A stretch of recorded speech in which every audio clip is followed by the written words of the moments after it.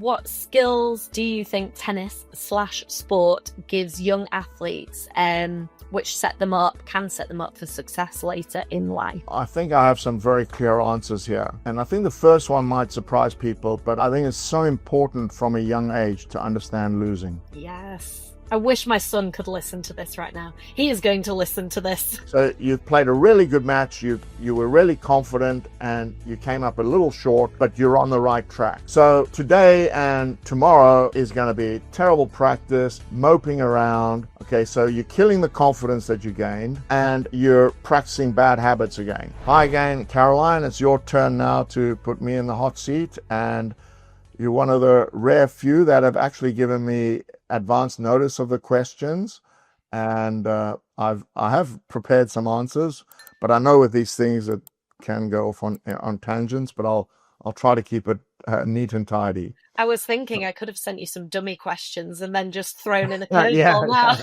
now. Don't give them ideas.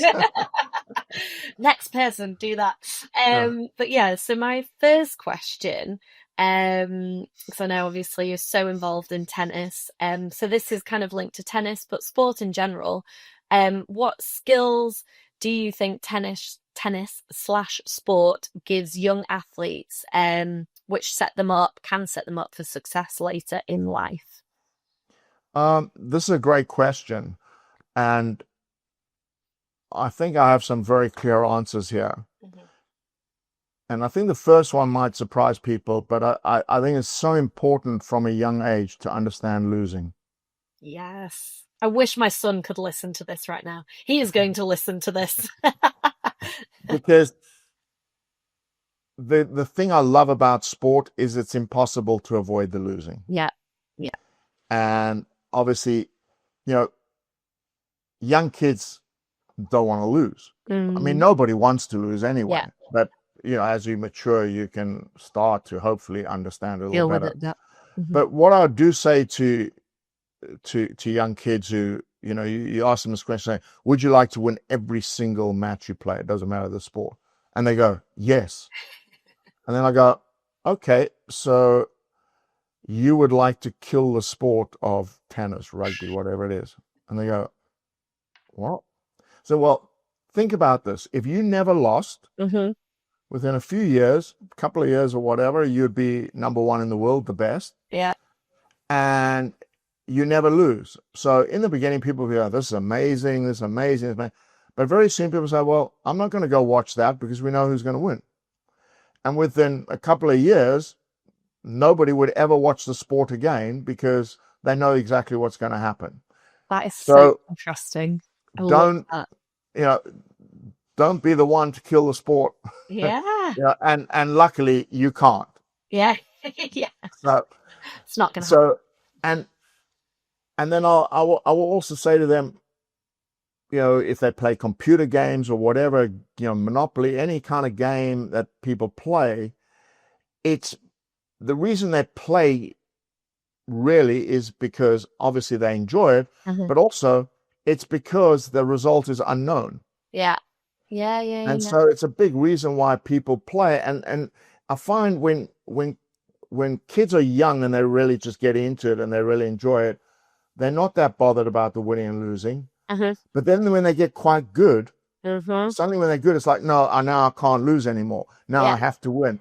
Yeah. And they forget that the reason that they're playing is because it's exciting, because you don't know what's going to happen. Yeah. It's so true. So I think that sport slowly generally teaches them this, mm-hmm. Because it's forced. Yeah. It doesn't matter how good they are, they're still going to lose. Mm-hmm. The second thing is, with that losing, is learning how to overcome disappointment mm-hmm. with a good attitude. Yeah. So, there was a player I coached who really loved the game, worked incredibly hard, and I, started working with him, and he lost a tear-jerking match. A last round of qualifying for a challenger, 7-6 in the third, like 11-9 in the breaker, a couple of match points, and was devastated. Yeah. And the next day, came out to hit with another player, And I just said to him, Dad, for God, now. Yeah. And he was like, yeah. And then I sat with him later on. I said, so you really care about your tennis, don't you? And he goes, oh, yeah. I said, so losing like a match like last night where you played really, really well affects you really more than other players. Right. Okay. Yeah. I said, well, I'm sorry to tell you this, but I don't think you care as much as other players. Really? Okay. And he's like, what do you mean? I said, well, think about this. All right. A match like last night. So, this morning I kicked you off because you're ruining the practice, but you're ruining the practice, not just for the other player, but for yourself as well. So you've played a really good match. You were really confident and you came up a little short, but you're on the right track. Yeah. So today and tomorrow is going to be terrible practice, moping around. Okay, so you're killing the confidence that you gained, and you're practicing bad habits again. Yeah. And you tell me you care about the sport. Interesting. I said, now imagine you have, 20 losses a year, and you average a day lost through each one. That's 20 days a year where somebody who doesn't care about the sport is going out there and practicing hard, and you're moping around. You're losing 20 days a year. Plus the knock-on effect of killing your confidence. Yeah. If you practice sloppy, then the next day when you do want to come out again, everything's sluggish, and you got to refine what you had already found. Yeah. He's like, wow, I never thought of it like that.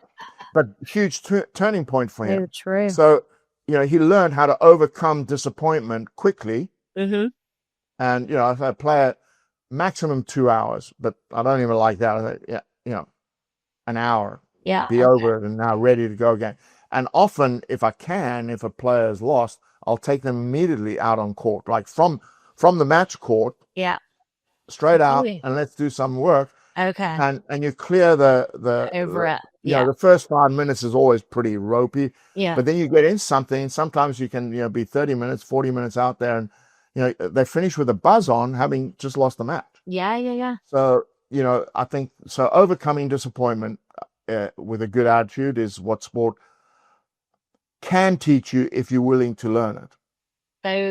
I'm literally getting my son to listen to this very segment, because I'm so on the same page in terms of what it teaches kids. And I think those factors, they're so transferable to day-to-day life as well, aren't they? And so key. Absolutely. So amazing. I've got a few more. I haven't finished the answers. Oh, go. I'm loving it. So, keep going. The other one we've discussed with the business and everything, how long it takes. Delayed gratification. Yes. So, you practice a lot, you're learning a skill, and it can take a long time to learn the skill, and then even longer before that skill translates into a competitive arena really, really well. So, understanding that you can learn something quite quickly, but before it's solid enough and good enough to stand the test of pressure, takes more time than you think. I think also learning how to acquire a skill is helpful for the brain. Yeah. And therefore it's kind of like problem solving, because you start to get aware of your own body and what it can do and how it feels and everything like that. So I think that's of tremendous value from a young age to learn how to throw a ball and how feel is important. When you throw a rugby ball, you learn how hard you got to throw in that for it to travel certain distances. So the brain figuring out distance and all sorts of things like that, I think is incredibly healthy. And I also think that sport forces young people to start delving into self-awareness, because they're trying to win and they lose a lot. They start to think about what they're thinking about. And why am I losing? How come I can't play as well in matches as I do in practice? Yeah. And so they start to delve into what's going on in their own heads, mm-hmm. and starting to try and figure out themselves and ways to overcome their own shit, really, that happens in their head. Yeah. Sorry, that's not for your son. Cut that one out for him. So, and the last one is they learn to sweet suffer. Okay. And Explain by that I mean, you say your mother used to take you on runs. Yeah. And then when you got faster than her, she would make you do more. In other words, so that you always kind of came back tired, exhausted, and sometimes pushed yourself. And you said Steve McLaughlin pushed you to points where you were nearly sick. Yeah. I think it's really healthy to go through that kind of, and I call it sweet suffering, because once you're through it, you actually feel damn good. And to have been through a really tough session of anything is actually an amazing high afterwards, the endorphins and stuff like that. But I think it's surprising that, if you just do a little bit of sport and never get pushed at all to the edges of what you can do, you never experience that massive endorphin high and realize that, oh, I can survive this and actually feel good about it, not while I'm doing it, but afterwards. And that's when you grow, isn't it? You're out of your comfort zone.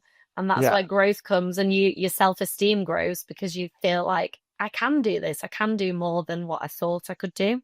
So, yeah. And that's why competitive sport to me, and it doesn't have to be the highest competitive sport in anything, but competitive sport gives the kids who take part in it these skills very young, and they start to acquire them very young, which I believe makes for a better life. I mean, they know that sport, they've done lots of studies that sport really, really does help with things like depression and all sorts of mental health things.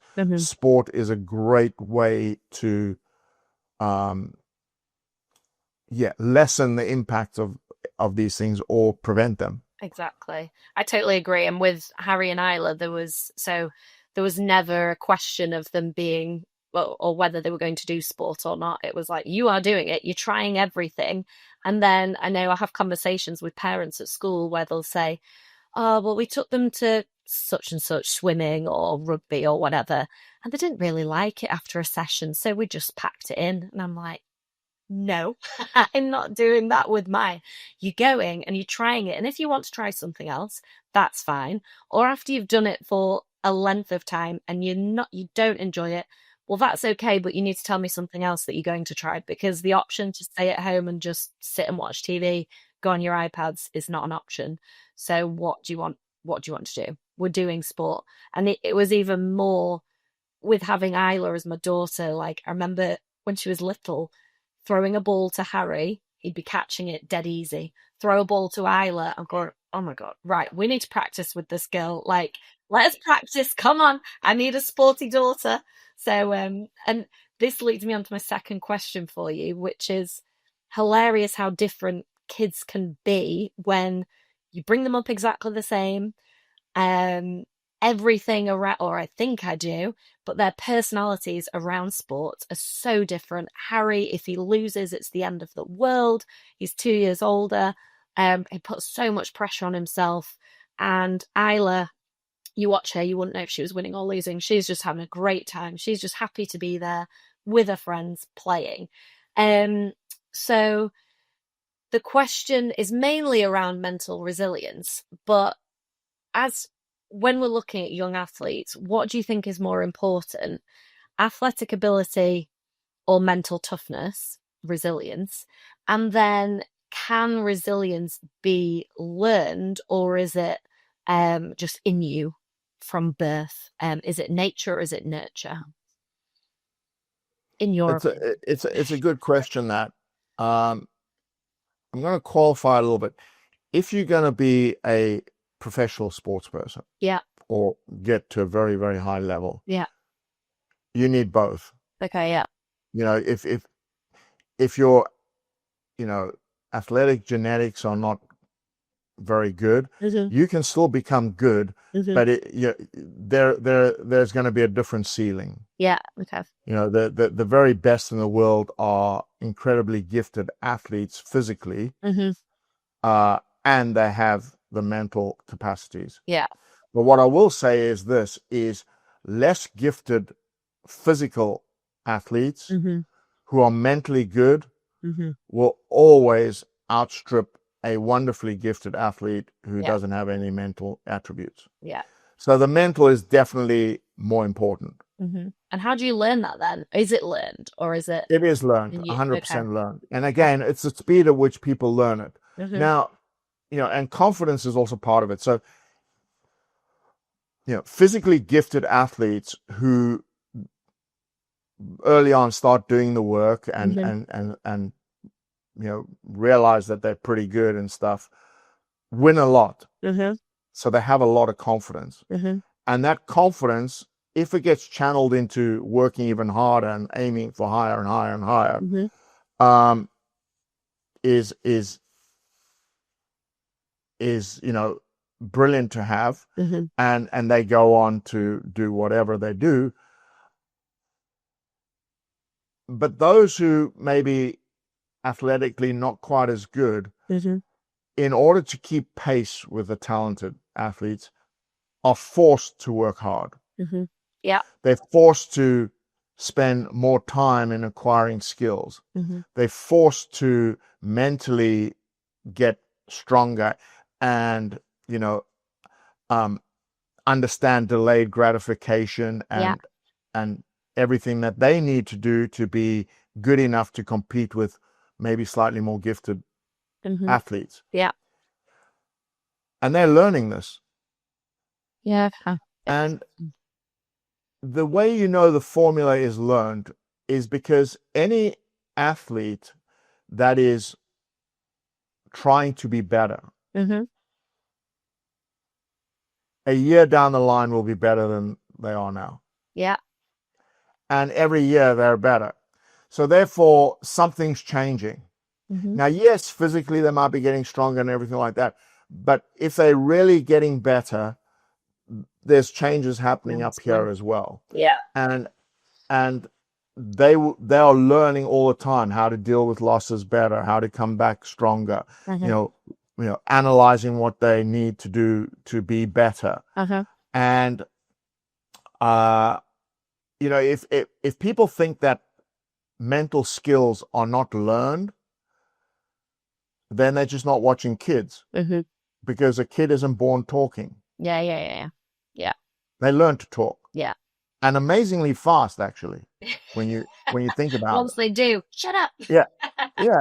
And sometimes the vocabulary that comes out of them, like, where the hell did you hear that?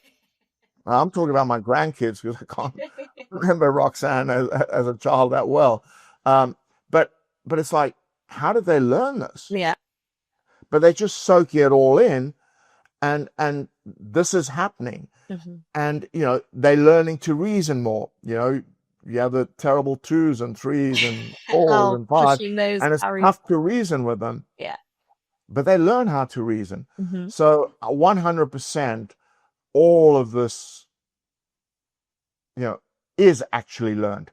Again, for me, it's always just the speed at which people learn at, which is all different for different things as well. Yeah. God help somebody who would want to teach me art, because I can't draw. Yeah. But I guarantee you, if I did a course in art, you could learn it. I'm never going to be good. But I bet you, if I just kept at it for 10 years, I would start to produce some decent stuff. Well, it's that 10,000 hour rule, isn't it? Yes.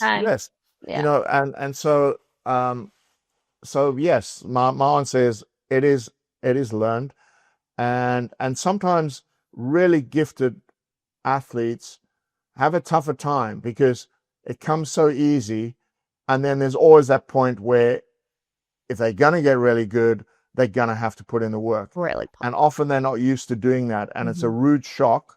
Yeah, and that's when they often get frustrated and go, "I don't want to do this because I used to win easily and now I can't. Yeah. And what's going on? Oh, I totally agree. I think it's so much better the other way around, to grow up not winning all the time. You're learning how to deal with failure, delayed gratification, like you said, and then you finally start to get the rewards as you get older. It was like when I was playing, it kind of all clicked into place when I was at uni. And I think the sad thing is, as well, is most people have to stop when they're like at uni or post uni. Really, you're not anywhere near your best until you're like late 20s, like mentally and physically you're still there. So it's well, I have this thing that you need to be 28 in your head. Yeah. As an athlete to be at your best. Yeah. And some people are 28 when they're 19. In the sport. Yeah. Their maturity and the way they understand everything like that, or when they're 17 even, they're like 26. But most people are 28 when they're 28. So you find a lot of athletes have their best years sort of, 27, 26, 27, 28, onwards. Yeah. Because they figured themselves out. They figured out how to do things. Yeah.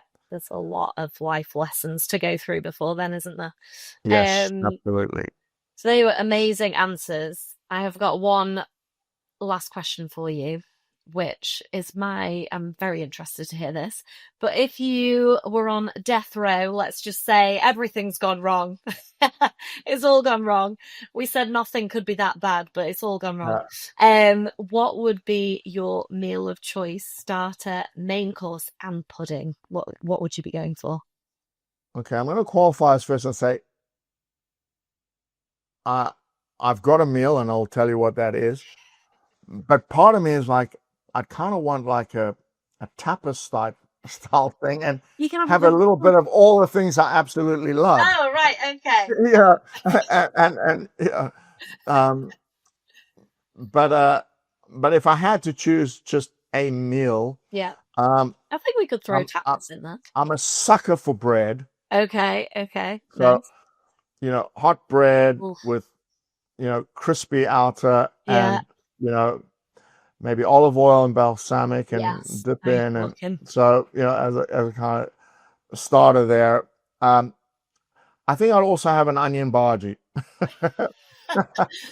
A really good onion bhaji would kind of set the scene as well. So bread and onion bhaji, see, it's a really healthy meal. And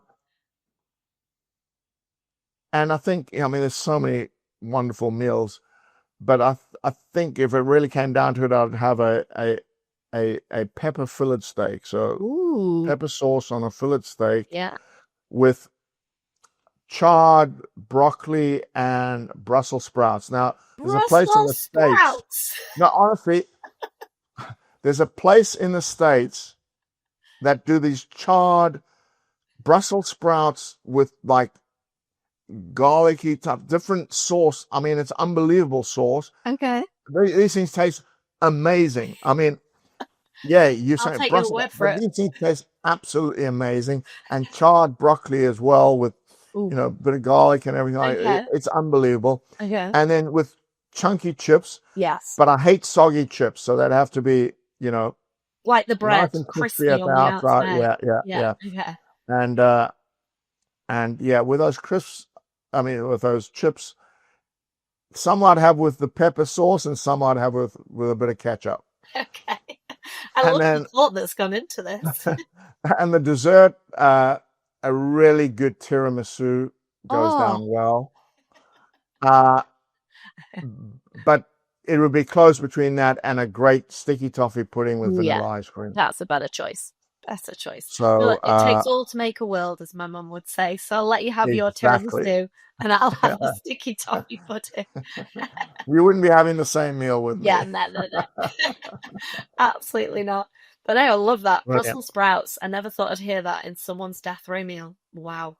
No, but these are not Brussels sprouts. Trust me. They are. I'm going to send you some. I'm going to find out and send you some. Send me some and you'll go, am I eating Brussels sprouts? There's no way. Oh, brilliant. Thank you so much. Brilliant. Thanks very much for all your time and some great questions. I really appreciate it. Oh. And if people want to follow you and know more about your business, where can they find you? So the best place is on my Instagram profile, which is at Caroline Tolman Property. Or you can also head to my website, which is www.carolinetolman.co.uk. Fabulous. Perfect. And they'll be in the show notes as well. So thank you. Thanks, Dave. Thanks very much. Cheers. Bye. Bye-bye.